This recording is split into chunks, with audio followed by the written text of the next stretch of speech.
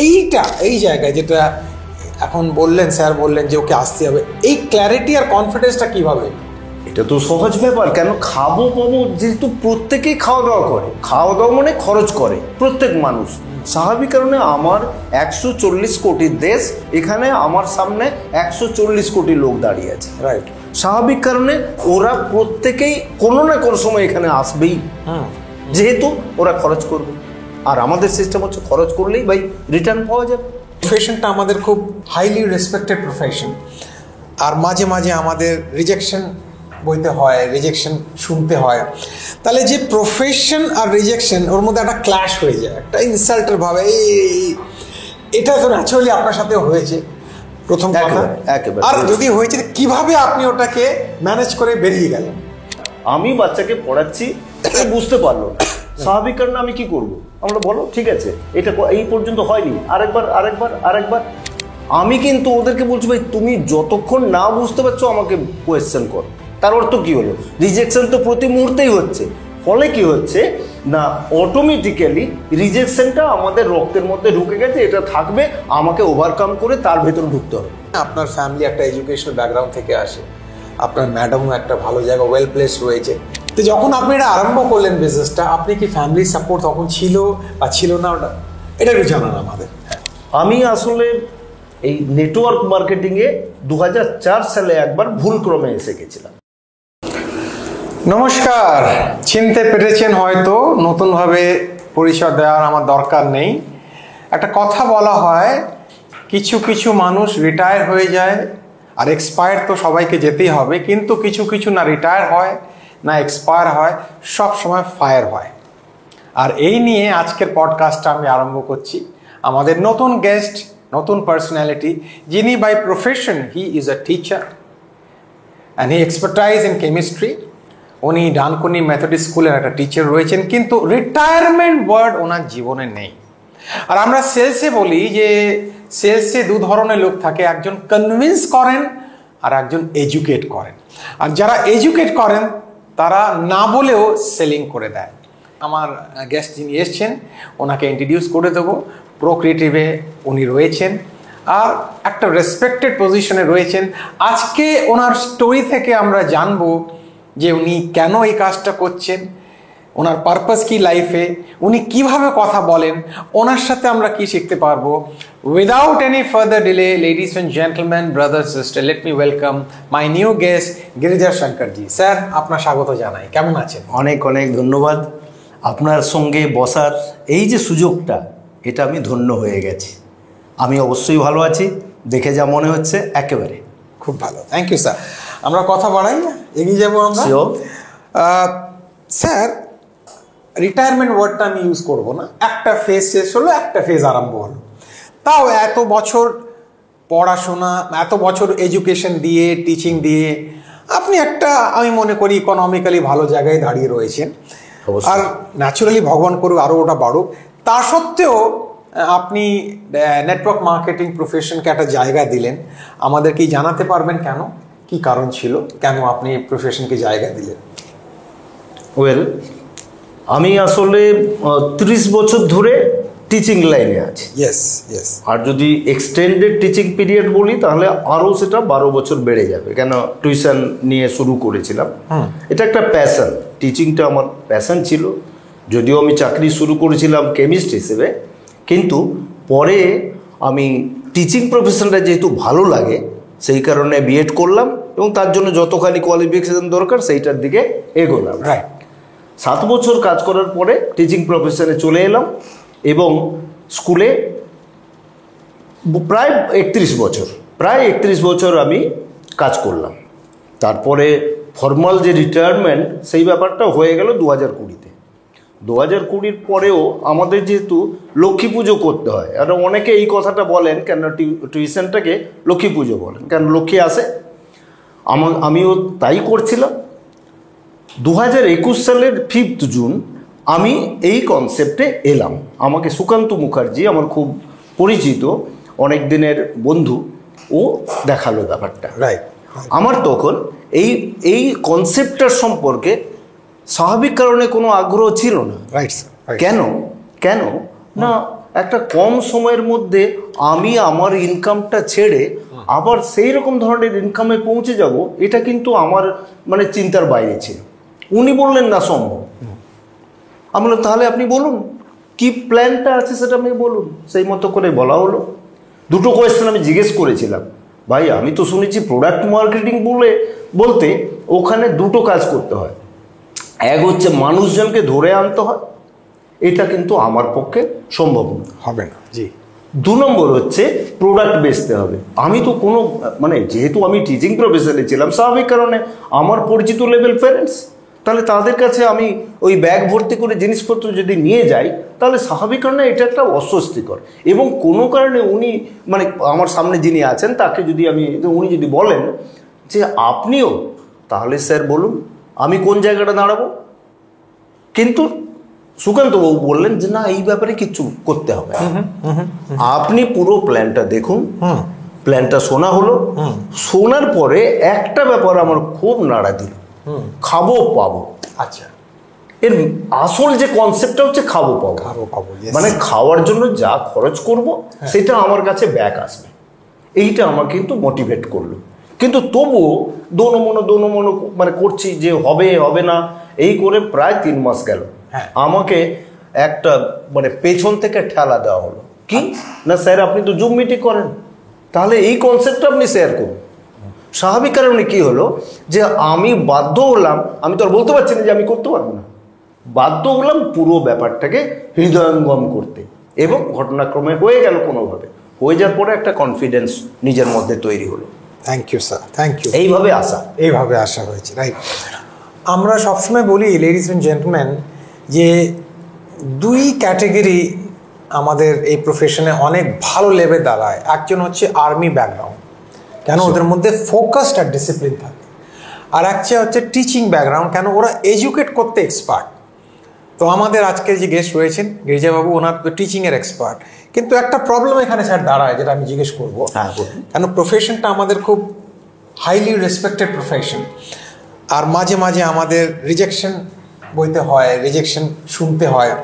তাহলে যে প্রফেশন আর রিজেকশন, ওর মধ্যে একটা ক্ল্যাশ হয়ে যায়, একটা ইনসাল্টের ভাবে। এটা তো ন্যাচারালি আপনার সাথেও হয়েছে প্রথম কথা। আর যদি হয়েছে, কিভাবে আপনি ওটাকে ম্যানেজ করে বেরিয়ে গেলেন?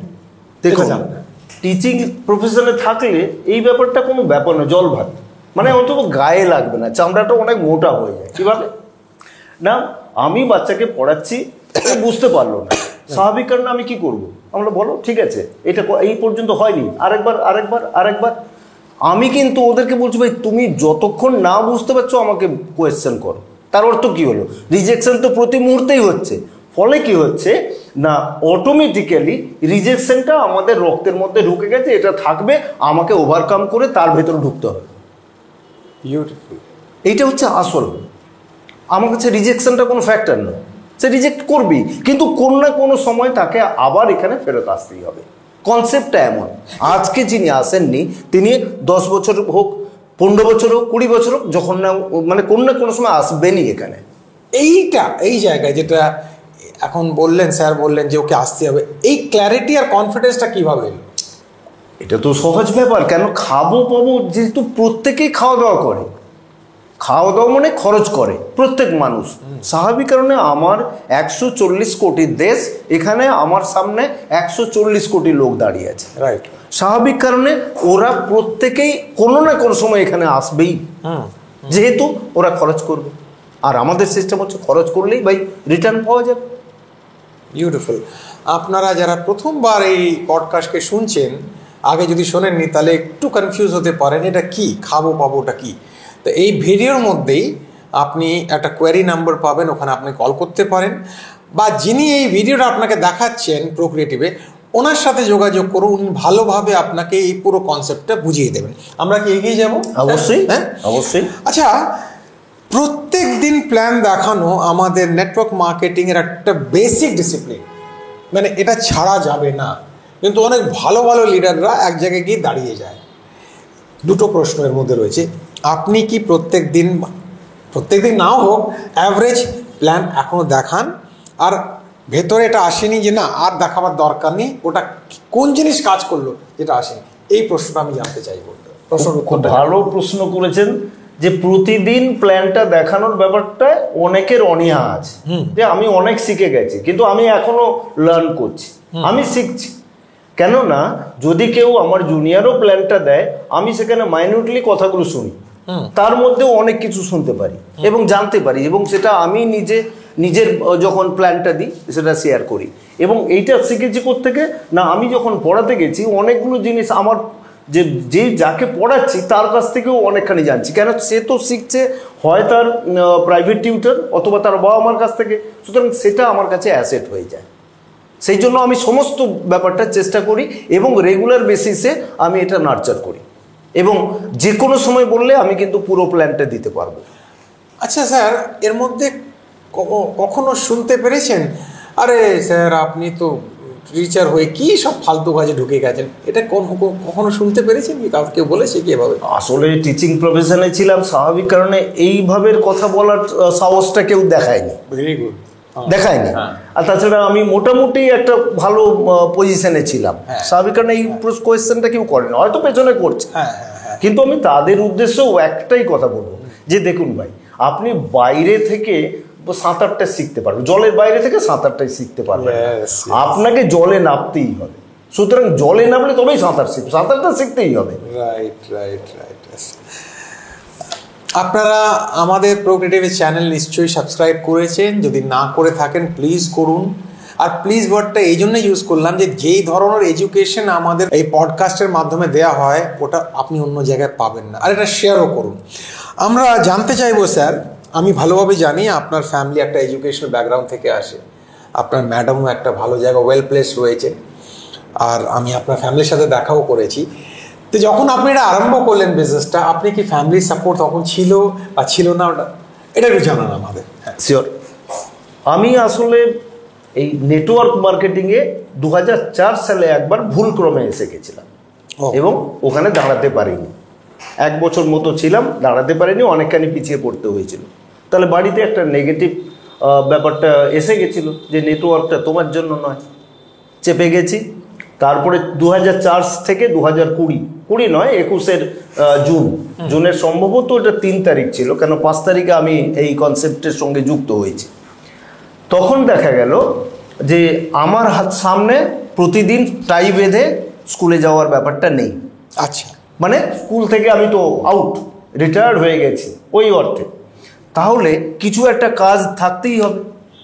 আমি সেইটা যখন আমি বললাম যে না আমি এটা করব, তখন আর আমার মিসেস কিন্তু নাটা বলে। কেন? ও জানে যে একটা ছুটে বেড়ানোর লোক, তাকে যদি বাড়িতে বসিয়ে রাখি ও 5 বছরের মধ্যে ওপরে চলে যাবে। স্বাভাবিক কারণে যাতে আমি না চলে যাই সেই কারণে ও কিন্তু মুখ বন্ধ করেছে। কিন্তু আমি আজকে প্রুভ করে দিয়েছি যে এখানে এসে আমি ভুল করিনি। বাহ, এটা খুব বড় কথা। यहाँ आके मैंने कोई गलती नहीं की। शोले फिल्म में डायलॉगটা মনে পড়ে যাচ্ছে, मैंने इन दोनों को यहाँ बुला के कोई गलती नहीं की, ডায়লগটা মনে পড়ে যাচ্ছে। আচ্ছা গিরিজা স্যার, আমি দেখেছি, আমি পার্সোনাল এক্সপিরিয়েন্স আমার, আপনি খুব লো প্রোফাইল মেনটেন করেন। লো প্রোফাইল মানে বলে দিচ্ছি, এক্সপ্লেন করেছি, সিম্পল প্রোফাইল। আপনি পেছনে এসে একদম বাচ্চার মতন বসে যান, আপনি গেটের শাটার অন করে দেন, আপনি জলের বটলটা ভরে দেন, মানে আপনার মতন লোক একটা ভালো রেসপেক্ট, ভালো ভালো লিডার এটা করতে পারে না, ওদের একটা আলাদা। এইটা কিভাবে আপনি করেন? এটা কোথায় থেকে পেলেন বা কিভাবে করেন? এটা একেবারে ভেতর থেকে।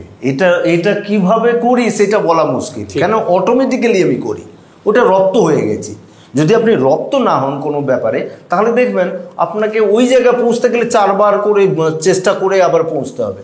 আমি জানি আপনি জলটা চাইছেন, জলের গ্লাসটা আপনি বাড়িয়ে দিলাম, অসুবিধা কি? বাড়িতেও আমি করছি। এমন নয় যে সবসময় আমার মিসেস বসে থাকছে, আমি জল চাইলে জল উনি নিয়ে আসবেন, খাবার চাইলে খাবার নিয়ে আসবেন। যখন মনে হলো জল একটু নিয়ে খেলাম, অ্যাকোয়াগার্ড থেকে নিলাম, যদিও একটা অ্যাড হয়ে গেল অ্যাকোয়াগার্ডের। Beautiful beautiful. আচ্ছা স্যার, আমাদের একটা মিশন রয়েছে, আমি অনেক সেমিনারে বলেছি, আমাদের সিএমডি সাহেবও বলেছেন অনেক সেমিনারে, আমরা ইউথকে এডুকেট করতে চাই, টাকার ব্যাপারে এডুকেট করতে চাই, ক্যারিয়ার নিয়ে এডুকেট করতে চাই, আর ওদের মধ্যে এন্টারপ্রেনারশিপ স্কিল ডেভেলপ করতে চাই। কেন 2030 পর্যন্ত চাকরির অবস্থা খুব খারাপ হবে, এটা লিঙ্কডইনের সিইও বলেছেন। আপনি কি মনে করেন এই প্রোগ্রামগুলো, এই ধরনের বিজনেসগুলো ইউথকে জানানো উচিত? অবশ্যই। প্রথমে হচ্ছে আমি যখন চাকরিতে এসেছি তখনও তবু চাকরি পাওয়া যাচ্ছিল, মানে বিশেষ করে গভর্নমেন্ট জব পাওয়া যাচ্ছিল। প্রাইভেটে ধরুন সব দিনই আছে, এখনও আছে। কোনোভাবে আমি এই টিচিং লাইনে এলাম এবং প্রাইভেট সেক্টরে চলে এলাম। প্রাইভেট সেক্টরে থাকার জন্য আমার কিন্তু প্রথম থেকে জব স্যাটিসফ্যাকশনের ব্যাপারটা একবার প্রথম দিন থেকে আছে। তার কারণটা কেন না, আমাকে কিছু করতেই হবে, আমাকে কিছু করতেই হবে। কেন না, তাহলেই আমি এখানে স্টিক করে থাকবো, না হলে কিন্তু আমাকে সরে যেতে হবে। কিন্তু যদি আমি কোনোভাবে গভর্নমেন্ট জবে চলে যেতাম, হয়তো আমি করতে পারতাম না, ওখানে পরিবেশ আমাকে করতে দিত না। এখানে পরিবেশ করতে দিক না দিক, আপনি আপনারটা বজায় রাখতে পারবেন, এই একটা বিশাল ব্যাপার। আর যেটা আমাকে বললেন যে ইয়াং জেনারেশনকে কি বলবো, এইখানে আমি বলি আমার মিসেস এবং দুই মেয়ের মধ্যে বড় মেয়ে ও একটা ভালো জায়গায় আছে, বিহার গভর্নমেন্টে অ্যাসিস্ট্যান্ট প্রফেসর কাম সায়েন্টিস্ট হিসেবে কাজ করছে। ছোট মেয়ে টিচিং প্রফেশনে আছে, মিসেস হেডমিস্ট্রেস, এবং উনি আমার যে স্কুলে কাজ করেছি ইংলিশ মিডিয়াম স্কুলে, ওখানে 25 বছর কাজ করার পরেও এই গভর্নমেন্ট স্কুলে উনি প্রিন্সিপাল মানে হেডমিস্ট্রেস হিসেবে কাজ করছেন। ঠিক আছে, উনি এবছর রিটায়ার্ড হবেন। আচ্ছা, প্রশ্ন হচ্ছে একটা যে আপনি হয়তো যে কথাটা স্টুডেন্ট বা ওই বয়সীদের সম্পর্কে বলেছেন, আমার লক্ষ্যটা একটু আগে ক্লিয়ার করে নি, তারপরেই এটা বলবো। অবশ্যই বলবো। আমি চাইছি আমার মিসেস কাজ থেকে বেরোলো, ও যে টাকা ইনকাম করে সেই টাকা হয়তো সঙ্গে সঙ্গে ইনকাম করতে পারবে না আমার এই প্রোক্রিয়েটিভ থেকে, কিন্তু আমার যা প্ল্যানিং আছে তাতে কিনা না যেদিনই উনি রিটায়ার করবেন তার পরের মাস থেকে অন্তত একটা হ্যান্ডসাম অ্যামাউন্ট উনি যাতে ইনকাম করতে পারেন তার ব্যবস্থা কিন্তু আমি এখানে করে রাখছি। কেন ঝাঁপাবো আমি, কাজ ওনাকে করতে হবে না, তখন উনি সশরীরে আমার সঙ্গে কাজটা করতে পারবেন। এখন যেহেতু করতে পারছেন না, কেন স্বাভাবিক কারণে প্রতিদিনের কাজটা অনেক কাজ। এবার প্রশ্ন হলো যারা দুটো সেক্টর, আপনি শুধু বলেছেন কম বয়সীদের কথা, আমি বড়দের কথাও বলবো, কেন আমার বয়স 64 ইয়ার্স। তাহলে 64 ইয়ার্স অ্যাবাভ বা যারা রিটায়ার্ড বলে নিজেকে ভাবছেন, আমার মনে হয় সব কিছু করা শেষ, তাদের ক্ষেত্রে কি আমাকে দেখে কি মনে হচ্ছে যে আমি একটা 64 ইয়ার্সের মানুষ? তার কারণটা কি আমি ধরে রাখতে পেরেছি কি করে না, কাজের মধ্যে আছি। কাজের মধ্যে থাকতেই হবে, আপনাকে কোনো না কোনো কাজ করতে হবে। বাড়িতে বসে ওই মোবাইল দেখা আর সিরিয়াল দেখলে কিচ্ছু হবে না। আপনি কাকে এনরিচ করছেন? কোম্পানিগুলোকে। আপনি নিজেকে এনরিচ করুন, পড়াশোনা করুন, একটু একটু বইপত্র পড়ুন এবং সঙ্গে সঙ্গে ইনকামের একটা রাস্তার মধ্যে আসুন, দেখবেন আপনি খুব সুস্থ থাকবেন। এটা গেল বয়স্ক লোকেদের। এবারে কম বয়সী ছেলেদের এইখানে স্যার আমার একটা আক্ষেপ আছে। পড়াতে গিয়ে দেখেছি আমি শুধু লার্ন লার্ন লার্ন বাচ্চাদের বলেছি, কখনো আর্নিং এর কথা বলার স্কোপই নেই।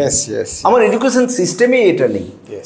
তাহলে আমি যখন এডুকেশন সিস্টেম মানে আমার টিচিং শেষ করলাম, তখন এই কোম্পানিতে যখন এলাম তখন বুঝলাম কি না, এটা একটা মিশন, এই মিশনের সঙ্গে জুড়ে থাকলে কিছু করা যাবে। এবং এখানে দুটো জিনিস আছে, এক হচ্ছে লার্নিং এবং আর্নিং। তাহলে একজন স্টুডেন্ট বা যুবক যে কিনা 18 বছর রিচ করলো, হায়ার সেকেন্ডারি পাস করলো, তারপরে সে ডিগ্রি পাস করছে, আরও 3-4 বছর লেগে যাচ্ছে। বাইরে বেরিয়ে দেখছে তার সামনে অন্ধকার, কিচ্ছু নেই। যদি বাবা মার সম্ভব হলো কোনোভাবে গাইড করা, হ্যাঁ বাবা থাকলে মা থাকলে এরকমভাবে আমাদের ছোটোবেলায় আমরা শুনেছি কোন না কোনোভাবে হয়ে যায়। এখন সে তো কম্পিটিশনের যুগ, সুতরাং আপনাকে কোন না কোনোভাবে যুদ্ধ করতে হবে। তাহলে যুদ্ধ করাটা কি হলো না, গভর্নমেন্ট সেক্টর, প্রাইভেট সেক্টর। তাহলে প্রাইভেট সেক্টরে জবের আনলিমিটেড স্কোপ আছে। আর বিশেষ করে আমাদের মতো ডাইরেক্ট সেলিং কোম্পানিতে নেটওয়ার্কিংয়ে অনেক স্কোপ আছে। কেন? নেটওয়ার্কে কাজটা একজন করে না, আমি কাজ করব এবং আমার সঙ্গে যারা আছেন বা যারা এই মিশনের সঙ্গে যুক্ত আছেন তাদের কাজের সঙ্গে কিন্তু আমার কাজটাও যুক্ত হচ্ছে। ফলে কি হচ্ছে, আমার ইনকাম লেভেলটা বাড়ছে। সুতরাং কম বয়সে যারা আছেন তাদের কাছে বলবো, পড়াশোনা শেষ করে নিজে ঘাবড়ে যাওয়ার কিছু নেই, পারিপার্শ্বিক বিচার করে দেখুন, চাকরি যদি হলো, না হলে চলে আসুন, আমাদের সঙ্গে যোগাযোগ করুন। আপনাকে যে কিনা এই ভিডিওটা দেখার জন্য বলেছেন, বা আপনি যদি হঠাৎ করেই দেখে ফেলে থাকেন, তাহলে কোনোভাবে আমাদের মিশনের সঙ্গে যুক্ত হন। আমরা কিন্তু আপনার হাত ধরবই, এবং হাত ধরা মানে ছেড়ে দেওয়ার জন্য নয়, আমরা ধরবো এমনভাবে যাতে আপনি তুলতে পারি। এবং আমি এই ব্যাপারে আমার সিএমডি সুবোধ স্যারের জন্য, সুবোধ স্যারকে কৃতজ্ঞতা জানাচ্ছি যে তার মতো জায়গায় আমি একটা সুযোগ পেয়েছি। ম্যানেজমেন্টের কাছে অবশ্যই এমন সুযোগ যেন সবার কাছে পৌঁছে যায়। Thank you sir, thank you, thank you. অনেকগুলো পডকাস্ট করলাম, অনেকগুলো করব, উপরওয়ালার মার্জি, বাকি তো। কিন্তু সব পডকাস্টের মধ্যে আমি কিছু নিয়ে যাই। আর আপনাকে সত্যি কথা আমি জানাচ্ছি, ladies and gentleman, I am the most richest person. পয়সার দিক দিয়ে না বলছি, শুধু নলেজ দিক দিয়ে। Knowledge is the most powerful mechanism. শেষ করার আগে স্যার জানতে চাইব, কোম্পানি ভালো, আমাদের প্ল্যান ভালো, প্রোডাক্ট ভালো, এর ওপরে আপনার মন থেকে দুটো কথা জানতে চাই। কি এমন জিনিস যেটা একদম সব থেকে আলাদা প্রকৃতিতে, ওটা বলেই আমি কনক্লুড করব, যদি আপনি জানাতে পারেন। অবশ্যই এই নিগূঢ় রহস্যটা স্যার জানতে চেয়েছেন। এখানে আমরা বললাম কি, খাবো পাবো, খরচ করব, তার জন্য আমাকে সুযোগ করে দেওয়া হয়েছে যে আমি রিটার্ন পাবো। এটা পদ্ধতি কি বিভিন্ন জায়গায় বিভিন্নভাবে আছে। কোনো কোনো জায়গায় দেখবেন পয়েন্ট সিস্টেম আছে এবং সেটা পরে রিডিম করা যায়। আমি দেখেছি জামা একটা কিনতে গেলাম, 2000 টাকার জামা আমি 3000 টাকা দিয়ে কিনলাম।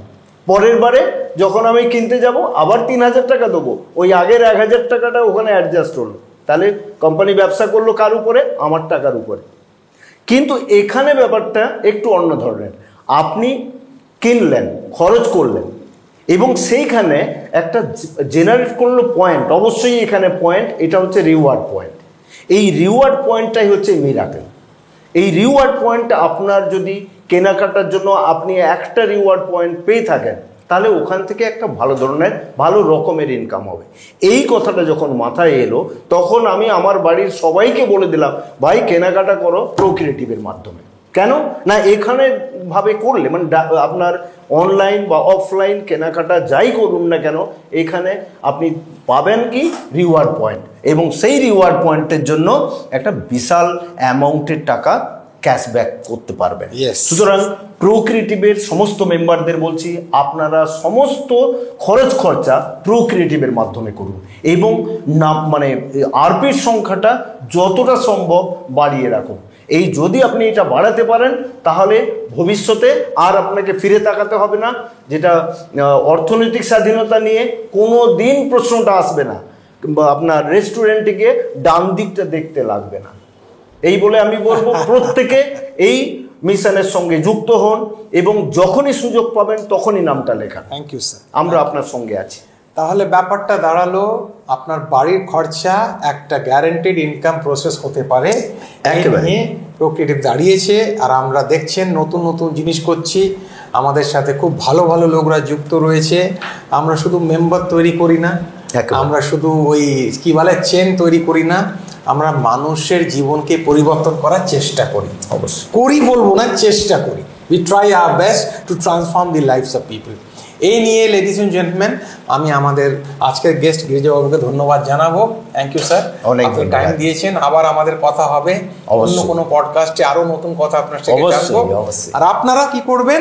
কিচ্ছু না, সাবস্ক্রাইব করুন, বেল আইকন প্রেস করুন, চ্যানেলকে শেয়ার করুন, আমাদের সাথে যোগাযোগ রাখবেন। Stay connected, God bless, take care, thank you, নমস্কার। অসংখ্য ধন্যবাদ আমাদের এই ভিডিওটি দেখার জন্য। এরকম আরও নতুন ভিডিও দেখার জন্য প্রো একাডেমির অফিসিয়াল চ্যানেলটিকে সাবস্ক্রাইব করুন, লাইক করুন, কমেন্ট করুন এবং শেয়ার করুন। Thank you.